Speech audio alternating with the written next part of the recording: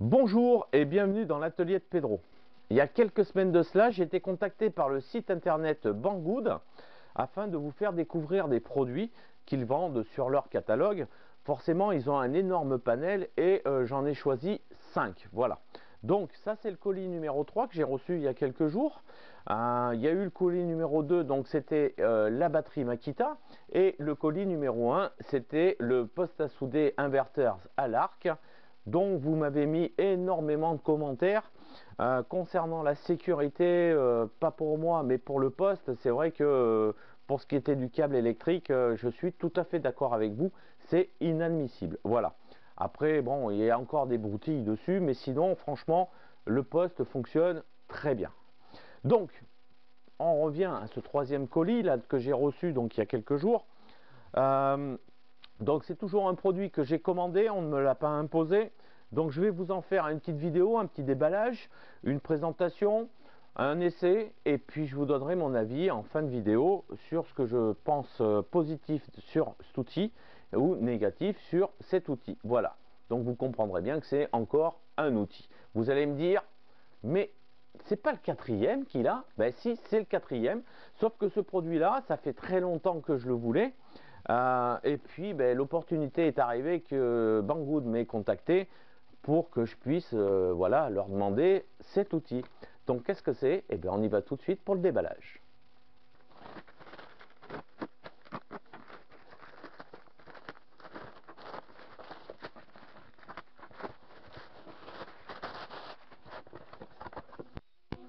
Voilà, donc le colis est ouvert. J'ai bien attendu, donc je ne l'ai pas ouvert avant. J'ai voulu attendre donc ce jour-là pour pouvoir l'ouvrir. Et donc nous avons un manuel donc tout en anglais comme d'habitude. Nous avons aussi une carte. Donc là on comprend bien, hein, c'est tout en chinois, donc forcément petit souci, mais c'est pas grave. Et maintenant on va sortir donc cet outil. Alors cet outil il fait 4 kg quand même, donc c'est quand même un outil quand même qui est très très lourd. Dedans nous avons donc des branchements bananes, donc voilà un petit jeu de branchements bananes. Ici nous avons donc un lot alors qui comprend, on va essayer de l'ouvrir quand même. Ouah. Ça veut pas s'ouvrir. Ah voilà. Donc dedans nous avons deux pinces, une pince droite et une pince coudée. Nous avons un lot de 5 fers donc à souder. Donc vous comprenez bien que c'est un poste à souder l'étain. Par contre ce n'est pas un petit poste, c'est vraiment le gros poste. Donc nous avons 5 embouts pour souder. Donc dedans nous avons deux plats, trois plats on va dire et deux pointes. Ensuite nous avons donc l'aspiration, hop, comme quoi ça peut aspirer donc l'étain dès que vous le faites fondre. Vous appuyez directement sur le petit téton qui est là et ça aspire donc l'étain qui est fondu sur votre circuit imprimé, donc afin de pouvoir enlever les composants ou autres. Donc nous avons la petite pompinette. Là nous avons du fil, alors c'est du fil cuivre, c'est ce que je comprends pas, c'est du fil cuivre en 0,10 mm. Donc à voir ce que c'est, ça je ne sais pas ce que c'est, à quoi ça sert du moins. Et nous avons donc deux embouts pour à fiche banane, comme pour les multimètres, pareil, la même chose que les embouts de multimètres. Et ici nous avons un genre de stylo que je ne sais pas ce que c'est non plus, avec un genre de petit pinceau tout au bout. Donc franchement là je ne sais pas à quoi ça sert, donc ça c'est à étudier aussi pour savoir à quoi cela sert. De ce côté là nous avons donc le fer à souder en lui-même. Voilà, nous avons un petit fer à souder avec un câble d'alimentation qui fait à peu près, on va voir, un bon mètre de long on va dire, avec une fiche GX GX12 probablement 5 pins. voilà, afin donc de brancher à la centrale. Et nous avons déjà un fer donc avec une tête pointe, oui, la tête est pointue, voilà. Ensuite, nous avons quoi dedans? Ah, nous avons donc le support du fer quand il est chaud. Voilà, donc hop, comme ceci. Donc quand même, c'est très bien, c'est tout en métal. L'éponge est à l'intérieur, donc pas de souci, vous remplissez d'eau. Voilà, le fer, ben, il se met dedans, il n'y a aucun problème. Là, franchement, il est très bien maintenu. Voilà, alors ça c'est très bien. Ensuite, nous avons donc, je pense que ça c'est une bobine d'étain. Bon, il est filmé, donc c'est vrai que je n'arrive pas à voir. Mais oui, ça m'a l'air d'être l'étain, c'est du 0,8 mm. Donc une bobine de fournie avec. Ça c'est très bien, très bien. Ici nous avons, je pense que ça c'est le support à faire à air chaud. Donc ça je vais voir après hein, comment ça se met dessus. Ensuite nous avons donc des embouts pour l'air chaud parce qu'il est équipé d'un petit pistolet air chaud. Ensuite nous avons le câble d'alimentation. Donc c'est un câble standard hein, comme les tours d'ordinateur avec phase neutre et la terre. Donc ça nickel pour démarrer. Et on va arriver bientôt à la fin avec ici donc le pistolet à air chaud. Voilà, donc c'est du plastique, ça c'est nickel. L'embout est tout métallique. Ah, c'est marqué hot, donc chaud, donc ça c'est bien, ça c'est niveau sécu c'est bon. On peut pas dire qu'ils n'ont pas fait ce qu'il fallait pour la sécu. Et puis après ben, vous pouvez mettre les embouts donc au bout. Je vois qu'il y a des genres de petites rainures à l'intérieur, donc les petits embouts sont équipés de toutes petites pointes afin donc de bien les insérer et de les tourner même pas un quart de tour, et là votre embout il tient sans problème. Vous voyez, il peut bouger, il tombera pas, ça c'est très bien. Voilà, et après on arrive directement au plus, donc le plus gros, c'est donc la station de soudure en elle-même. Donc là voilà, donc elle est comme ceci. On verra après un petit peu comment ça fonctionne, parce que franchement je ne sais pas trop me servir de tout ça. Je sais qu'elle a beaucoup de fonctions, donc c'est pour ça qu'il doit y avoir les câbles bananes là avec des embouts, donc comme le testeur numérique. Nous avons des genres d'embouts avec des petites pinces croco. Voilà, il y a quand même pas mal d'embouts à l'intérieur. Et nous avons le support donc, que j'ai sorti tout à l'heure. Il vient sur le côté droit ici, du moins sur le côté gauche quand vous regardez l'appareil en face. Ce qu'il y a de pratique, c'est qu'on sait où ça doit se poser. Pour une simple raison, c'est qu'il y a les deux vis de fixation qui sont légèrement dévissées sur l'appareil. Donc c'est pour vous montrer que ça vient à cet endroit-là. Donc ça, on va le faire. Même on va le faire même de suite. On va carrément le monter. Donc pour cela, un tournevis cruciforme, j'en ai pas. Je me prends un plat. Mais bon, ça fait pareil. Donc cruciforme, pas de problème. Voilà, on démonte. Donc après, ben, on a une chance sur deux pour le monter dans le bon sens. Parce que sur le mode d'emploi, en fin de compte, ben, il n'y a pas de photo du poste une fois monté. Il y a juste la photo des différents éléments. Donc le pistolet air chaud et le fer à souder donc démonté. Donc on voit bien chaque partie de ces deux embouts. Et pour ça, on ne sait pas. Donc on va monter eh ben, dans ce sens-là pour voir si c'est bien dans ce sens-là. Je suppose qu'il n'y a que ce sens-là, mais bon. Voilà, donc je vais le monter comme ceci.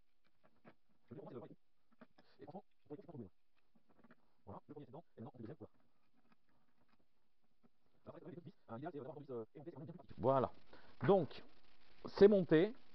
Voilà, notre support est magnifique, magnifique. Et donc le pistolet air chaud, on vient donc le poser à l'intérieur. Il n'y a pas de problème, il bouge pas. Bon, c'est sûr que si vous retournez l'appareil, il se casse la figure, mais sinon il bouge pas, il est bien maintenu, il n'y a aucun souci. Après, nous avons le fer à souder.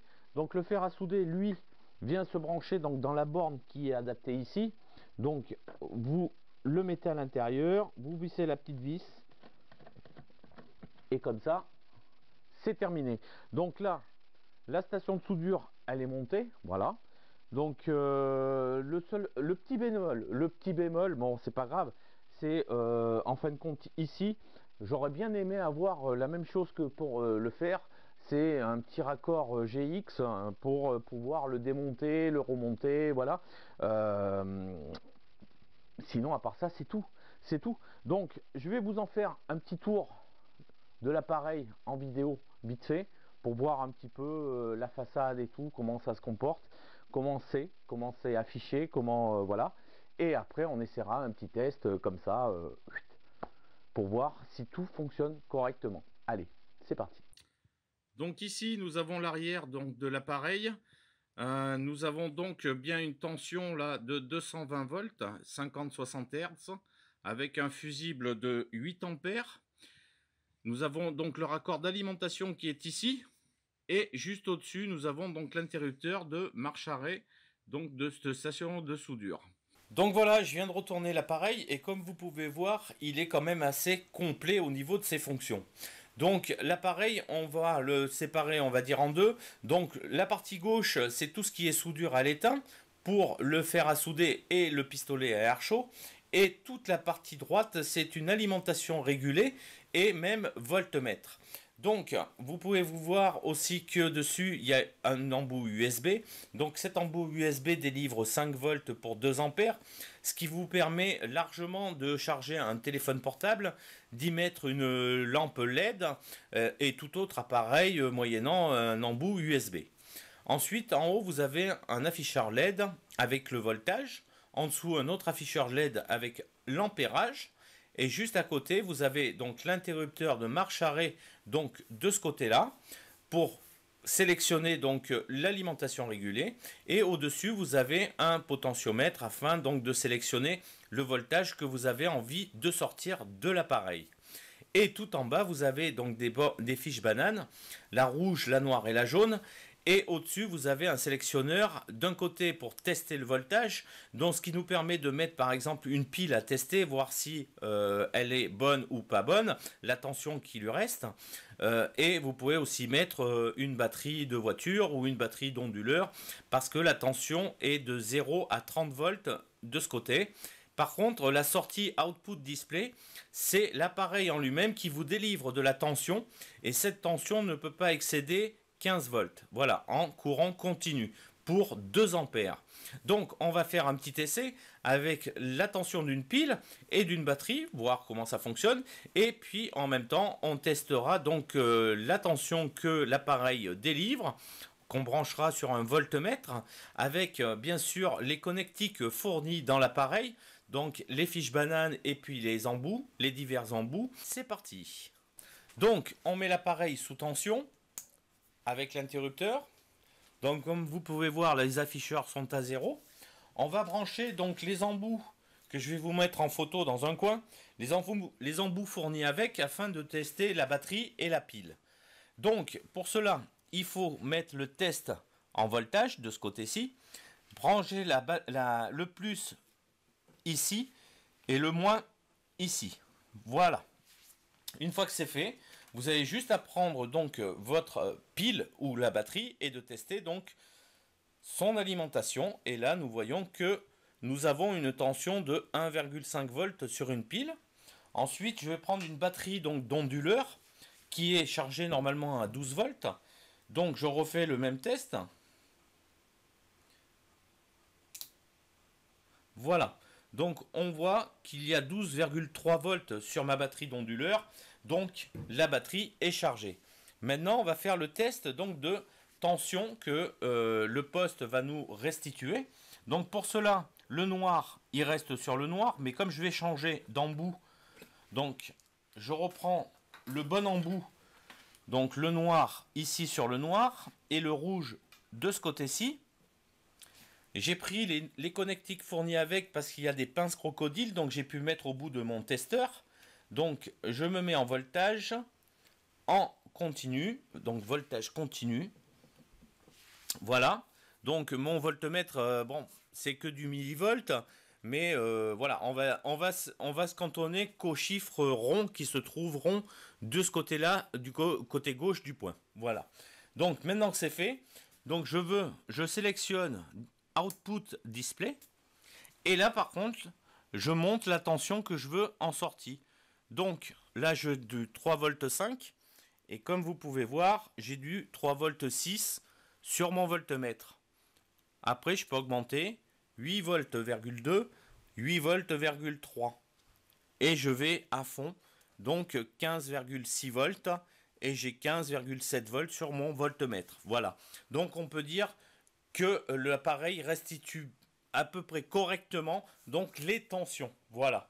Donc maintenant, on va passer du côté gauche donc de l'appareil afin donc de vous montrer un petit peu les différentes fonctions. C'est parti. Maintenant, côté gauche, nous avons un interrupteur marche arrêt tout en haut. Donc cet interrupteur commande le pistolet à air chaud. Et en dessous, nous avons donc un autre interrupteur, celui qui commande la température du fer à souder. Voilà. Donc pour le moment, le fer, vous voyez, il monte quand même très rapidement en température. Donc la température sélectionnée, c'est 372 degrés. Donc vous allez voir quand même que ça chauffe très rapidement. On est bientôt au bout. Et le fer commence à être chaud. Voilà. Donc, quand il aura atteint sa température, eh bien, il restera bloqué sur la température demandée. Voilà. Donc là, 372 degrés, il est à 372 degrés. Si vous voulez, on peut même l'augmenter plus. Voilà, on va voir à combien il chauffe au maximum. Voilà. Donc c'est un fer qui peut chauffer jusqu'à 480 degrés. On ne peut pas chauffer au-dessus. Donc, vous allez voir que la température arrive quand même très rapidement. Et je peux vous dire que le fer, il est très chaud. Voilà. Donc si vous voulez réduire la température du fer, donc vous appuyez sur le moins, ici. Et là, la température donc, du fer va refroidir. Vous voyez, il va quand même un petit peu moins vite que pour chauffer. Mais il va quand même arriver à la température demandée. Ça, c'est vraiment pratique. Et nous allons nous faire maintenant le pistolet à air chaud qui se trouve comme ceci. Vous voyez, dès que je l'ai touché, le pistolet à air chaud, il s'est mis en route. Et donc, vous avez la température donc, du pistolet à air chaud qui est ici. Donc, si vous voulez plus de chaleur, ben, vous augmentez la chaleur. Pareil, il monte jusqu'à 480 degrés. Vous voyez, il commence déjà... il fume, hein. Je ne sais pas si vous voyez. Il fume. Et ici, juste en dessous, vous avez donc la soufflerie. Donc plus vous augmentez, plus ça souffle.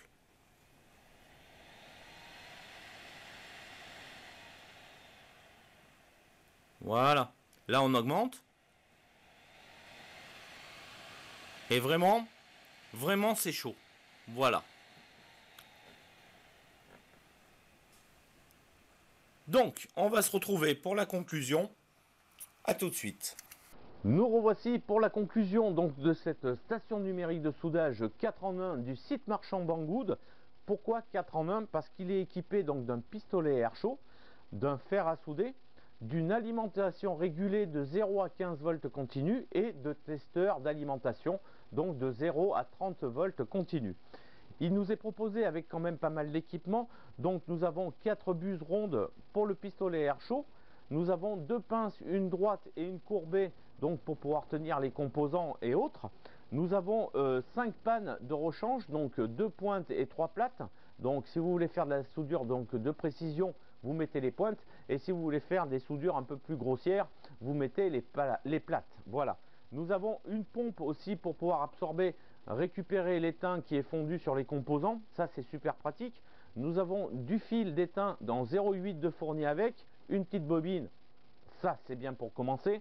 Nous avons aussi un stylo avec un pinceau en bout afin donc d'y mettre du dégraissant à l'intérieur pour pouvoir nettoyer les circuits imprimés et les soudures ou avant de faire les soudures. Donc c'est très pratique pour pouvoir dégraisser tout ça. Et puis nous avons une bobine de fil cuivre qui est fournie avec en 0,10.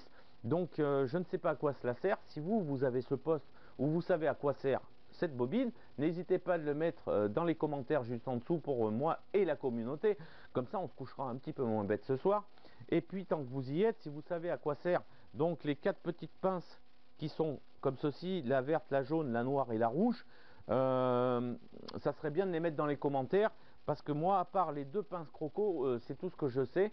Sinon, les 4, là, je ne sais pas à quoi cela sert. Donc, n'hésitez pas, mettez-les dans les commentaires. Donc, ça pourra servir un peu à tout le monde. Et puis, nous avons aussi donc les fiches classiques pour pouvoir tester les tensions. Et par contre, ce qu'il y a de pratique, c'est qu'ils sont quand même extrêmement longues et bien pointues. Voilà. Donc, si vous aussi, vous voulez posséder cette station de soudage 4 en 1, je vous mets dans la description toutes les caractéristiques techniques suivies du lien Banggood, plus le code promo afin que vous puissiez la commander. Sinon, comme d'habitude, vous avez des commentaires ou autres, vous n'hésitez pas, vous les mettez juste dessous. N'oubliez pas de vous abonner et de cocher la petite cloche si vous voulez être prévenu des prochaines vidéos à sortir. Pour moi, je vous dis bon bricolage du dimanche à tous. Prenez soin de vous et à la prochaine. Bye.